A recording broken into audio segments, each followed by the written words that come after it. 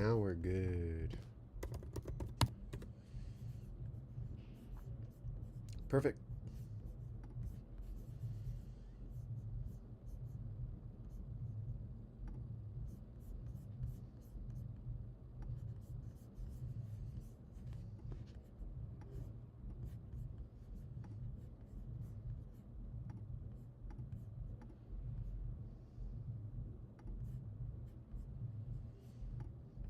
From 5 fears to shut him down, and given that Forrest just got his first kill and JJ and Fens are yet to find theirs, it really hasn't been much of a team effort from 5 fears, and that is the concern.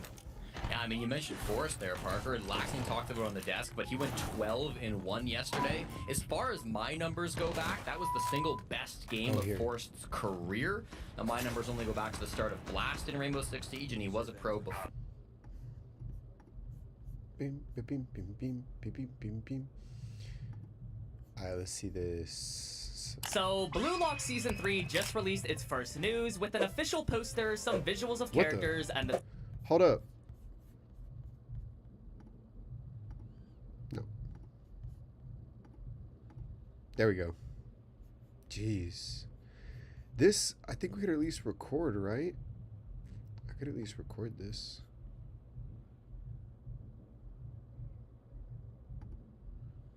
Under settings. Okay. Hold up. Let me check settings folder.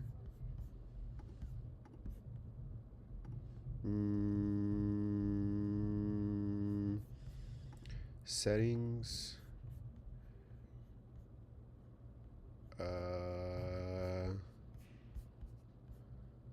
Stream output, recording, browse.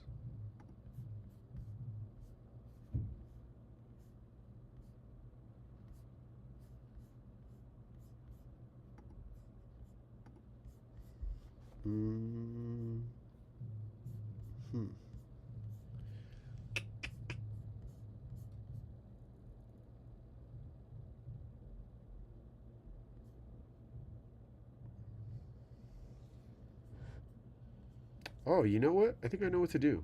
It's these. Watch. I think that worked. I think I have the vertical stream now. Bet. Let's see.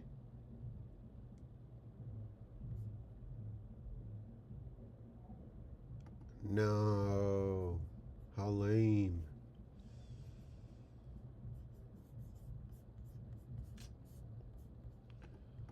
Ah, whack.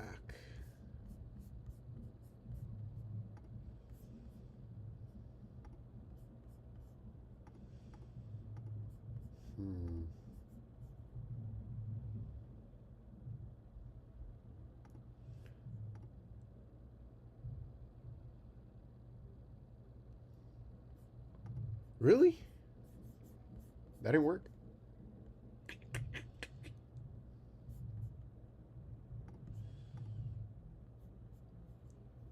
Alright, screw it. Alright, that's cool. We're just gonna record some stuff then. Dude, I gotta clear everything. Check, check. Test, test, test. Alright. Look at my face.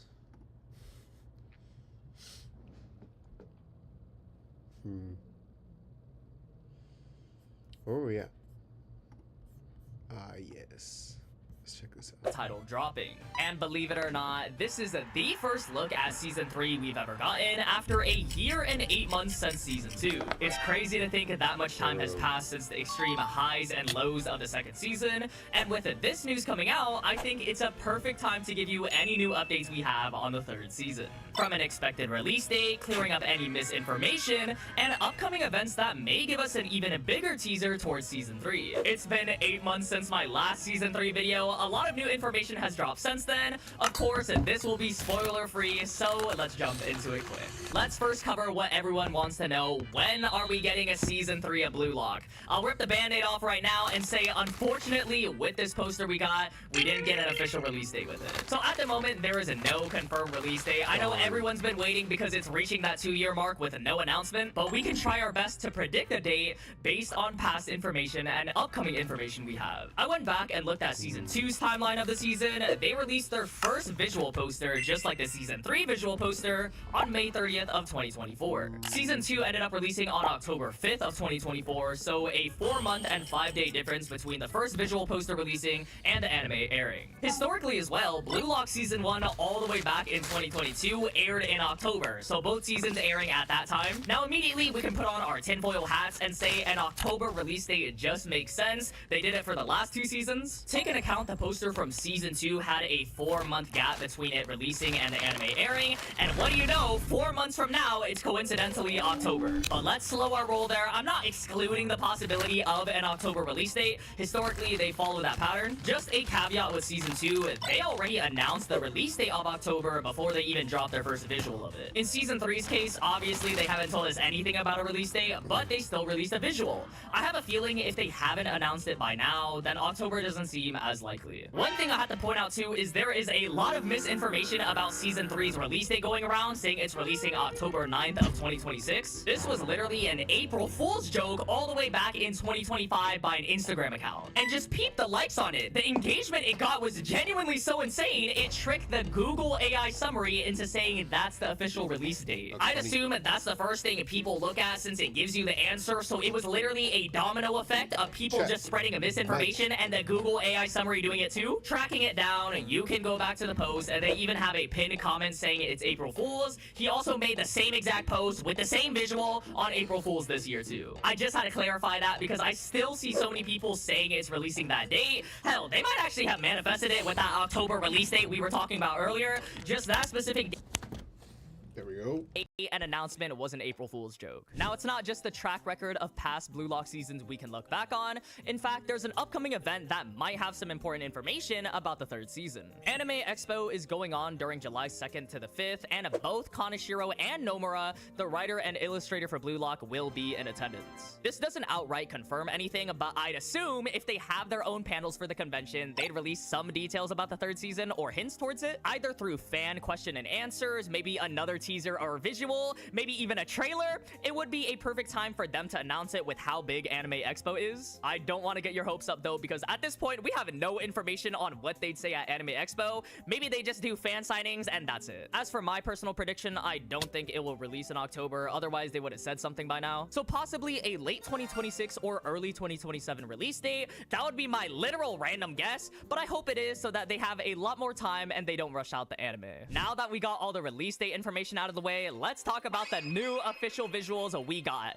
In this poster, we see Asagi Yoichi and Michael Kaiser, who was teased at the end of Season 2. Again, I won't be saying any spoilers for anime onlys, but Season 3's title is the Neo Egoist League, which was also teased at the end of Season 2, and if you read the manga, you recognize what's on these puzzle pieces. Now, immediately, there's a lot to break down here. First of all, Kaiser has a purple aura, which is very interesting to see. Honestly, I would have preferred blue. I think a lot of people thought it was blue as well. I don't really think it fits Kaiser. Like, there's a lot of other characters in the Neo Egoist League that fit the color purple. You guys know what I'm talking about. If I had to think of a reason, it's to differentiate the original blue aura color everyone has in the beginning. Like, Isagi's was originally blue, but then it turned to green. If Kaiser's was blue, they don't want other people to assume it's his beginning aura color. Also, when they showed his blue rose tattoo at the end of Season 2, it was a blue aura, so I guess they switched it. Of course, Isagi has his signature green aura. It's always been his thing. I can already hear the comments coming from a mile away though. Bro got the garbage aura on him. As for the visual and art itself, I've seen some mixed reviews. Some people say it's the best art we've gotten for the Blue Lock anime, and then others saying it looks like a mobile game ad. Me personally, I think it looks alright. I think it's because we have PTSD from Season 2's animation. Like, the visual looks pretty identical to that poster, and we all know what happened at the start of Season 2. For sure, let me know what your thoughts are on the visual. I feel like, in my opinion, it's hard to get a good grasp on it until we see the trailer. Like, for Season 2, when they first dropped the visual, like like this one, we all thought it was going to be the best animation ever. It gave us hope, it looked better than season 1, the auras looked significantly better, and then the trailer told us otherwise when we saw a bunch of zoom-ins, PNGs, and whatnot for the 3rd selection. So it's the same case here, just the opposite of we see this poster and now we get this ominous feeling instead of feeling hopeful, but only time will tell. That's about it for the visuals though. They're really leaving us in the dark when it comes to this 3rd season, but I quickly want to talk about the animation as well. Since Blue Lock is notorious for it, having both good moments and bad moments, what are my thoughts? Do we have any information or updates, or you simply want to know more about it? I already said it in my last video, but just as a reminder, the same studio of 8-Bit is animating the 3rd season. This is the same studio for the 1st and 2nd season. If that's evidence or grounds for you to think we're cooked because of what happened, then that's completely up to you, but we've seen when given the proper time they can cook, like the last episode of season 2 and even the goals. Most of the blame goes to the production committees. I have to say that. Basically the people that oversee all decisions. I've talked about it a lot, so I won't go into too much details, but they were basically the ones rushing the team. I also feel like that's even more reason to not shoot for an October release date. Give them more time. We know they can give us a great adaptation. Don't rush, otherwise we're about to see another disaster in the community. It also really depends if Blue Lock Season 3 is split into 2 parts. For this poster and visual, they only said the Neo Egoist League. Keep in mind that other animes like Jujutsu Kaisen Season 3 market it as different parts in their key visuals. So just off the visuals, if you're a manga reader, you could recognize that all the teams were there. Immediately, if it's the whole arc in one season, yeah, no coming back from that. Telltale side, it's over. Because the Neo Egoist League is literally half the chapters of this manga, longer than every other arc before it combined. And if they somehow fit all of that into one season, that's not a good sign at all. I don't even know how that would work, pacing-wise. They would need to do more than 5 chapters in one episode. So I really hope that isn't the case, and I highly doubt it. As of now, the information from my last video, though, of 8-Bit not taking as many projects as during the time of Season 2, they don't have to allocate resources towards the episode Nagi movie. I think we'll see an improvement in animation because of that. It probably won't be a drastic, huge improvement like it's Demon Slayer levels of animation. The Neo Egoist League honestly had a lot of consistent moments rather than Season 2, which had that one really good moment at the end. So I feel like they should allocate resources and spread it out throughout the season instead of just saving it for that last episode, because they can't really redeem it with like one singular episode. And if they do that, I think it will be a great decision because every episode has its own special moment in my opinion. I can't really say anything more without spoiling it. I think that's truly what makes the Neo Egoist League so great, because it was consistently every chapter something was happening. So I'd rather they do it justice to all these moments than just one moment really, really well. Anyways, I'm both excited for Season 3 and also fearing for it at the same time. I feel like it'd be such a big fumble if we ran back PNG Lock for this season specifically. Just wanted to make a quick video on the visuals we got. It's been 8 months, so any updates as well, and just clearing up any misinformation. I really want to know your thoughts on this visual, Season 3 in general. When do you think it will come out? Do you think Season 3 will cook, or is Season 3 cooked? Right here is a video on what I think would make a perfect Season 3 adaptation, including a lot of information I didn't cover in this video. So if you want more of that, go check it out.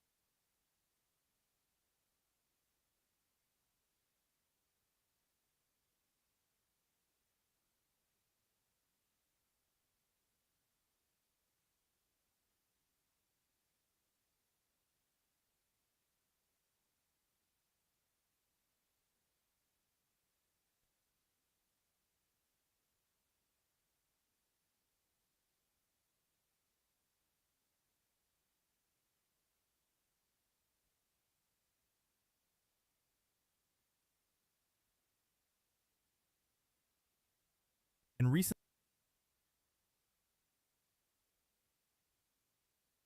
they partnered with advanced nutrition companies to design customized diets, specific amino acids, and special supplements exclusively for their elite players. The results are terrifying. Statistics show that the height of Japanese youth has increased significantly in recent decades. Japan is no longer a short team that gets bullied on corner kicks. They have towering, muscular players like Takehiro Tomiyasu, Hiroki Ito, and their 1.90-meter tall goalkeeper, Zion Suzuki, who is built like an absolute brick wall. Yet having a squad of strong, ruthless, and European-tested players is only half the battle. You need a master tactician to put all these puzzle pieces together. Behind every great machine, there is a mastermind. For Japan, that mastermind is their manager, Hajime Moriyasu. Remember that heartbroken 25-year-old player crying on the pitch after the tragedy of Doha in 1993? That is him. He took all that pain and used it to build the most organized national team in the world. In international football, most teams have one specific style. They either attack all the time or they park the bus and defend. But Moriyasu has built something entirely different. Football experts call his philosophy chameleon tactics. What does that mean? It means Japan adapts perfectly to whoever they are playing against. If they play a mid-tier team, they will keep the ball, dominate possession, and break them down. But if they face a football giant like Germany, Spain, or Brazil, they transform into an unbreakable defensive wall. They drop into a deeply compact block, sometimes defending with a flat line of 5 players at the back, completely choking the opponent's attackers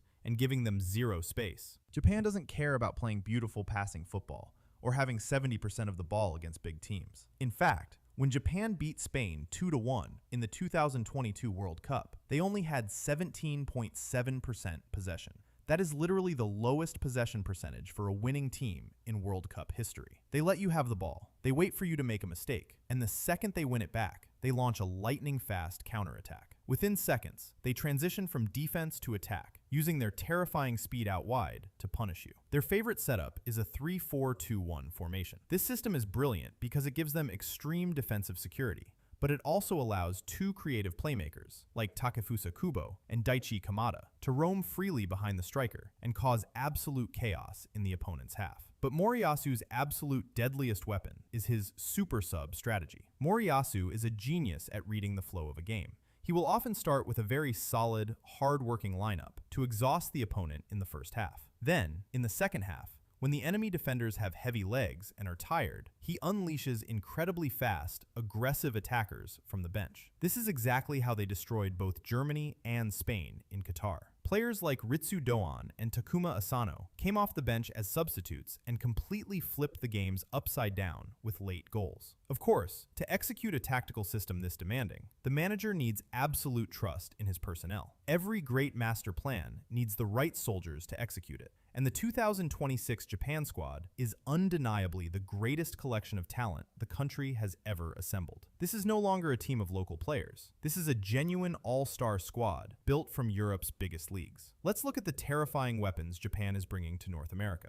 First, you have the heartbeat of the team, the captain, Wataru Endo. He plays for Liverpool and is known as the Duel King. Endo is the ultimate defensive anchor. He does all the dirty work, breaking up attacks, fighting for every ball, and keeping the team perfectly balanced so the attacking players have the freedom to shine. Then, you have the pure magic, Takefusa Kubo. The football world calls him the Japanese Messi for a very good reason. Playing for Real Sociedad in Spain, Kubo has a brilliant left foot, an incredibly low center of gravity, and the vision to break open any defense. When the game gets tough and opponents park the bus, he is the creative genius they look to. Up front, Japan finally has the player they missed for decades, a true, ruthless number 9. Ayase Ueda, the star striker for Feyenoord, is exactly that. For years, Japan created chances but lacked a killer inside the box. Ueda changes that. He is physical, aggressive in the air, and a clinical finisher who attacks crosses without hesitation. At the back, they have built a massive wall. In goal is Zion Suzuki, who plays for Parma in Italy. Standing at 1.90 meters tall, he is an athletic powerhouse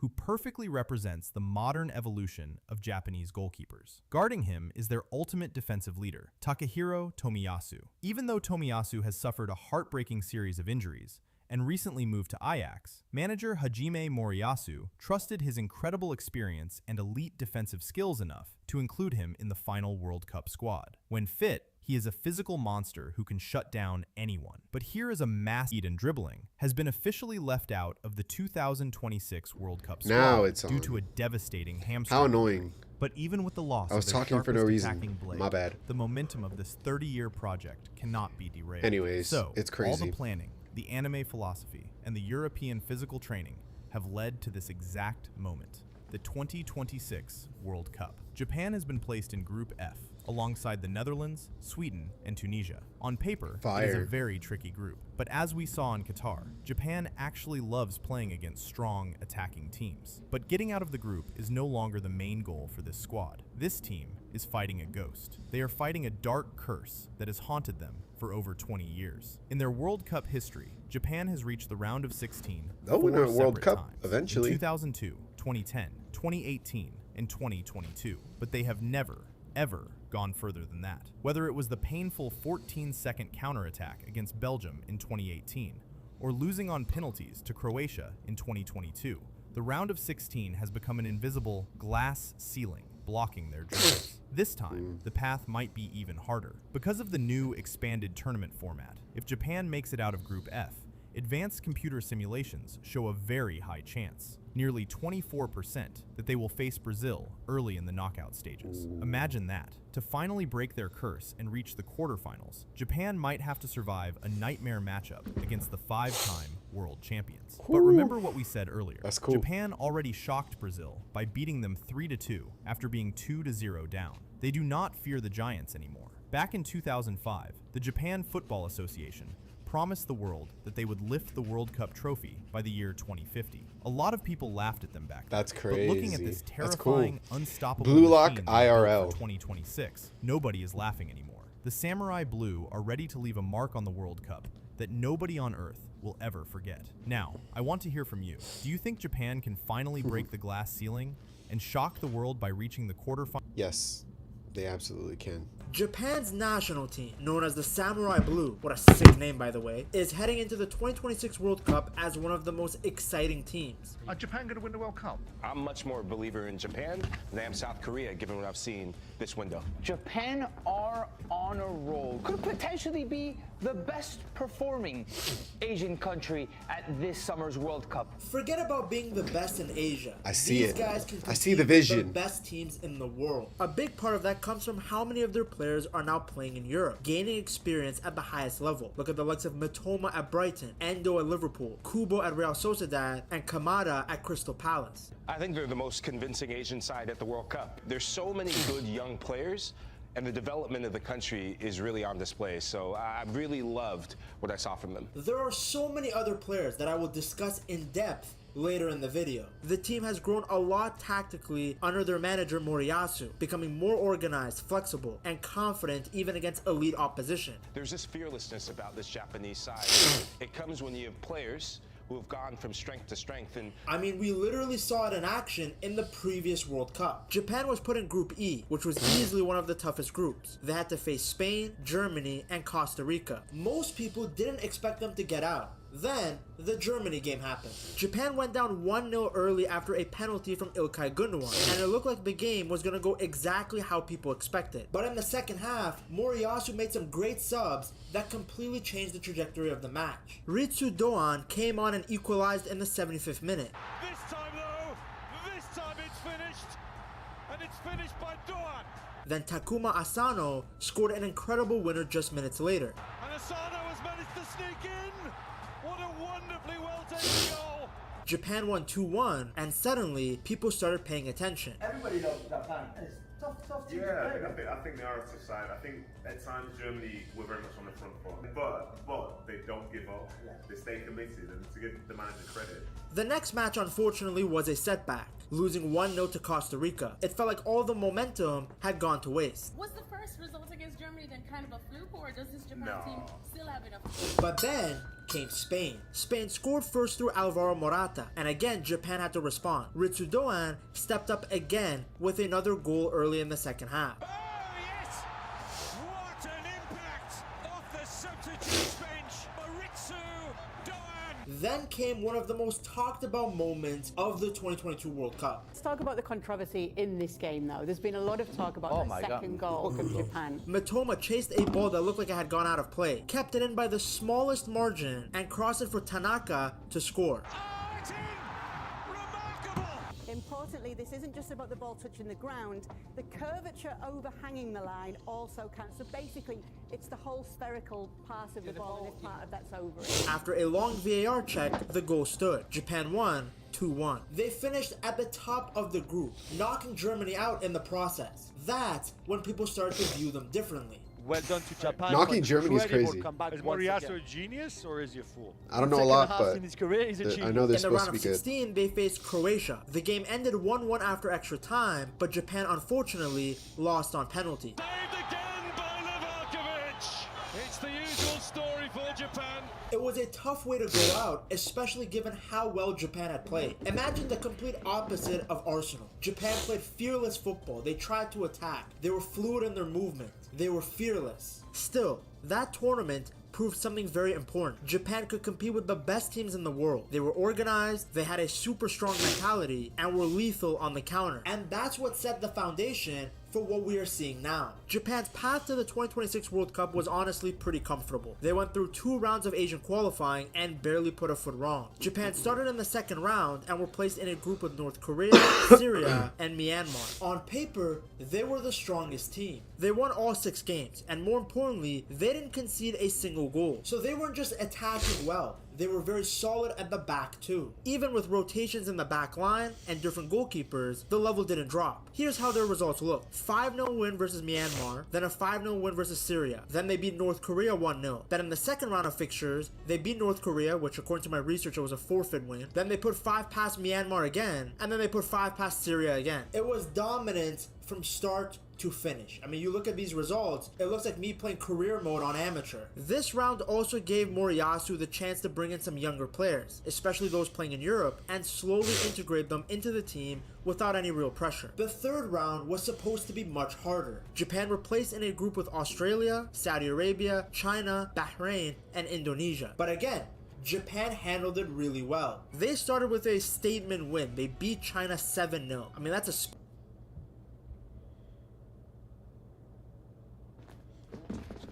showed just how much they had grown. Throughout the group, they just kept winning comfortably. Their only loss came late in the campaign against Australia, where they lost 1-0 to a last-minute goal. But at that point, they had already qualified in Europe, and you can see the difference in their level of play. Let's start with Endo. Endo is the leader of this team. No question about it. He plays as a defensive midfielder and does all the dirty work. If you guys have ever watched him play at Liverpool, you would see that he's one of those players who just bleeds for the badge. I know what kind of person Wata is. He's just, wherever you play me, I will do my best. Whenever you play me. So if it's 5 minutes before the end, he comes in and gives everything he has. And that might be normal for a lot of fans to hear. But for as long as I'm into football, I've seen players that had to come in 5 minutes before the end, also doing different things and showing different attitude than Wata shows. So he's an important part of our team. He's the one winning the ball back, breaking up attacks, and keeping everything organized in the middle of the park. On top of that, he also controls the tempo and makes sure that the team stays balanced. Basically, he gives the attacking players freedom to take risks because he covers all the space behind them. Essentially, he's the Japanese N'Golo Kante. Thank you. Tomiyasu is probably Japan's best defender when the poor guy is fit. He can play anywhere across the back line. In fact, we saw that at Arsenal, where he would play at center back and then at right back. Now he plays at Ajax. He's the most comfortable as a center back though. He's very calm on the ball, reads the game well, and just doesn't panic under pressure. The only issues with him have been injuries. He's had a tough time staying fit, and that's been the biggest concern going into the World Cup. If he's healthy, Japan are going to look so much more solid at the back. Kamada is the player who connects everything together. He plays in that advanced midfield role and is key when Japan need to create chances. He's really good at finding space, especially against teams that sit deep. Wow. I think if you ask any Crystal Palace fan, they will tell you just how good this guy is. With his experience both in Germany and England, he's used to playing against intense pressing. So even in tight situations, he's so calm. Everyone on this Japan team is super calm. It's gotta be a cultural thing. Now, Japan's attack is where things really get spicy. Mitoma is Japan's biggest threat going forward. This guy is incredibly quick and one of the best dribblers in the world. When he gets the ball out wide, he takes on his fullback and is able to create something out of nothing. If you have watched any Brighton games in the Premier League, you would see how silky this man is. I remember watching him absolutely cook Trent whenever Brighton played Liverpool. But he took a university degree and he did his thesis on dribbling in football. I mean, and he had a GoPro on his chest as well that he filmed when he was going at players to work out their weaknesses, and that's quite some preparation, isn't it? Because he's so good at being able to beat the fullback in front of him, he's able to stretch defenses and create space Blue Lock for the other IRL. players in the squad. Then we I've already have said that Japanese already, Messi, Kubo. I call him that because his dribbling is very Messi-esque. Low center of gravity, magical left foot, and he's an excellent creator. He likes to drift inside from the wing and just get involved in the play. His dribbling is fantastic, but what really stands out is his vision. He can pick out the passes that just break open the defensive line. When Japan is under pressure, he's the one they look to get them out of that situation, which is why, once again, I call him the Japanese Messi. Doan has a reputation for showing up in the big moments. As I showed you guys back in 2022, he made a huge impact off the bench. Now he's a regular starter and an important member of the attack. He brings speed, directness, and an eye for goal. Japan also has a new crop of younger players coming through. In goal, Japan have Suzuki. He's only 23, but he's playing pretty regular football in Italy. He did get some criticism earlier in his international career, especially during the Asian Cup, but he's improved tremendously since then. His shot stopping is better, and he's much more comfortable with the ball at his feet, even under pressure, and that's become a minimum requirement for the modern goalkeeper. Then there's Nakamura, who at club level plays for Reims. He's become a real goal threat from the wing. He's already scored 10 goals in 22 games for Japan. What makes this guy dangerous is his movement. He finds space really well and works perfectly alongside creative players like Kubo and Kamada. Then you have Fujita, who's a midfielder at San Pauli. He brings a lot of energy to the middle of the park. He's been very impressive in Germany. You know, a prototypical modern day midfielder. Someone who can create chances, but is also willing to do the defensive work. Because of that, he can either start alongside Endo or come in as a rotational option. Then you have Yuito Suzuki, who plays for Freiburg. This guy is very versatile. He can play in multiple different attacking roles. In Japan's system, he's often played just behind the striker. Another player who's great at finding space between the lines, which makes him very difficult to track as a defender. That gives Japan another tool in their locker in order to break teams down. I want to see the comments. Moriyasu, Japan have become a really flexible team. Depending on the opposition, they can either press high and play aggressively or slow things down and keep the ball. The ability to switch styles is a big reason why they've been so effective. Japan still uses a 4-2-3-1, but more and more from what I've researched, they've also been playing with a back three, usually a 3-4-2, Blue Lock before GTA 6.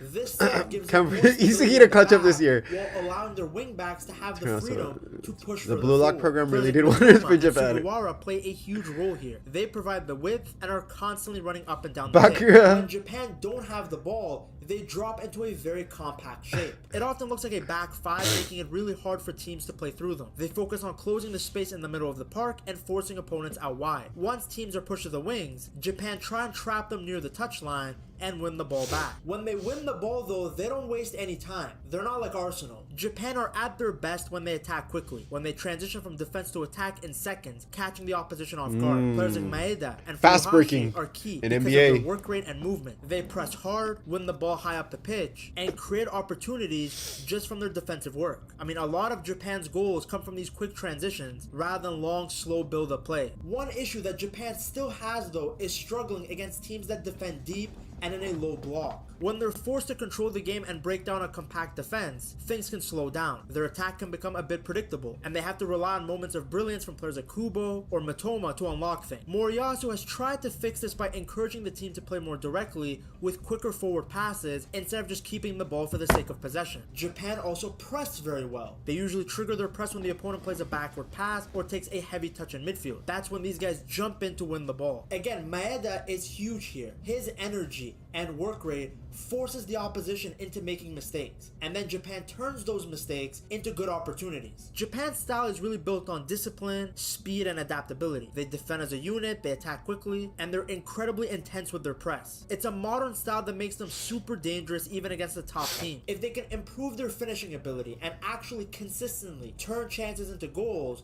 they will be a difficult team to play against at the World Cup. When Japan are actually clinical, they are so hard to beat. Since the 2022 World Cup, they've been top sides like Germany, Brazil, Scotland, and even England away at Wembley. Their win against Brazil, though a friendly, was still crazy. Japan went down 2-0, but then came back in the second half to win 3-2, showing just how calm and confident they've become. That's even under pressure. crazy. No team had ever trailed by 2 goals versus Brazil at halftime and still won the game. Then beating England 1-0 at Wembley, even without their key players like Kubo, proved just how deep and resilient He's this proud. team is. Japan had several absences, players that they might count on for the World Cup. Despite that, though, what did you see in this Japanese team? I saw a team that didn't care whether it was England they were playing. It could have been Argentina. I would have loved to see that game. I mean, they played England off the park, and our very own Jeff Shreves, I was with him watching that game. He looked at me and he was like, oh my gosh, England are second fiddle, second best.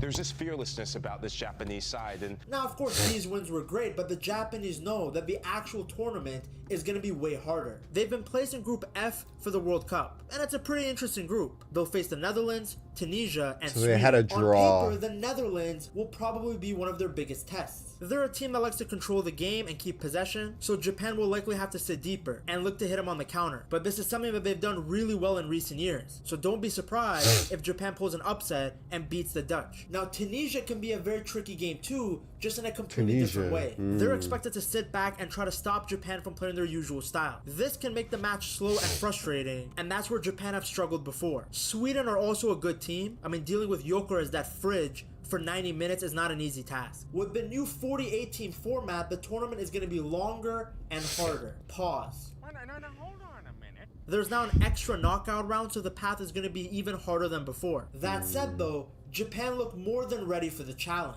Their recent record against European teams has been strong, and they've shown that they can compete with anybody. If they play at their level, they have a real chance to make a serious run. What we are seeing right now from Japan, and what we will see, is the result of years of work in the making. The Japan Football Association has focused on building players who are comfortable on the ball, smart tactically, and able to compete. Basically the complete opposite of Alejandro Garnacho. Now you're seeing the results of that. The squad has a great mix of young talents and experienced leaders. They've shown how strong they are during qualifying. Under Hajime Moriyasu, Japan have become a much more practical team. They defend well, they're always organized, and they attack quickly when the opportunity is there. A lot of people think this is the best squad that Japan has ever had. There's real excitement about the talent, the depth, how well they've been playing. Nico, I know a lot of people think I'm crazy, and I love that you teed it up. There it think is. They can top the group over the Netherlands. At the same time though, fans know that Japan have had some surprising losses in the past, especially right after big wins. So there's still that little bit of doubt. One thing that keeps coming up though is the round of 16 problem. The round of 16 has been a finish line oftentimes for Japan. Can they finally get over this curse of the round of 16? Japan has reached that stage 4 times in 2002, 2010, 2018, and 2022, but they've never gone beyond it. That's something that fans really want to see change in 2026. There's also a bit of a split when it comes to the manager, Hajime Moriyasu. From what I've researched, some fans fully support him because of the results he's delivered, especially against top teams. Others feel like the team could play more attacking football and would prefer a different style. Outside of Japan, a lot of people see them as the dark horse. Every single year they talk about Turkey as the dark horse, but Japan has all the qualities needed for a team that can go very far in the tournament. There's talks that they could go on a similar run to what we saw Morocco do in 2022. For them to succeed at the World Cup, a few things matter a lot. First, key defenders like Tomiyasu and Hiroki Ito need to stay fit. Second, they have to find better ways to break down those teams that sit deep and defend. You know, the Atletico Madrid special. And finally, they need to continue to be mentally strong. That's the only way that they can reach the knockout rounds. What would you say are the biggest strengths of this Japanese side? It's with the identity of Japanese football as a whole. It's tactical intelligence, it's the high pressing, the quick transitional play. They're just such a disciplined team. I feel like that adjective gets thrown around with Japan time and time again in terms of what they do. If everything comes together, this could be a historic moment, not just for Japan, but for Asian football as a whole. Now, one thing they have to deal with is the new rules at the World Cup. To see the strange things that Gianni Infantino has implemented, you have to watch this video right now. Interesting. Very cool. All right, I'm gonna come back to play Hollow Knight in a bit, and yeah.